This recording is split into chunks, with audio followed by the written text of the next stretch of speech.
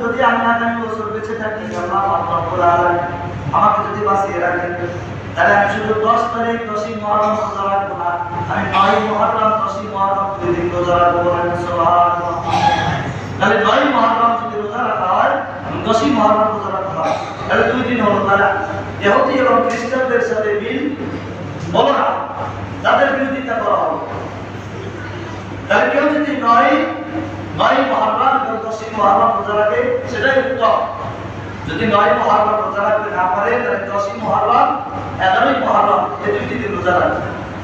তাহলে রোজা রাখতে কি হবে? রোজা রাখার জন্য ফায়দা কি? আল্লাহ রাসূল সাল্লাল্লাহু আলাইহি ওয়াসাল্লাম বলেন, ওয়া আলী মাতাআত রাদিয়াল্লাহু তাআলা قال رسول الله صلى الله عليه وسلم صيام يوم عاشوراء أحتسب على الله أن يكفر السنة التي قبلها رواه مسلم।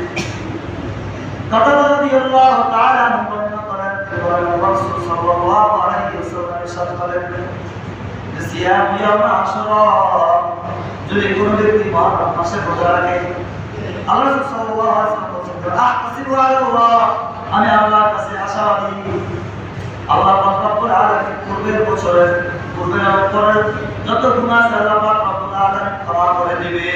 বলেন সুবহানাল্লাহ। তাহলে আসলে রোজা রাখলে পূর্বের গুনাহ আছে সেগুলো কি করে দিবেন? আল্লাহ রাব্বুল আলামিন ক্ষমা করে দিবেন।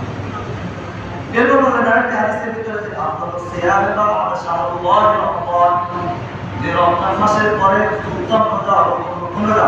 মুহররম। রমজান মাসের রোজার পরে উত্তম রোজা কোনটা? মুহররম।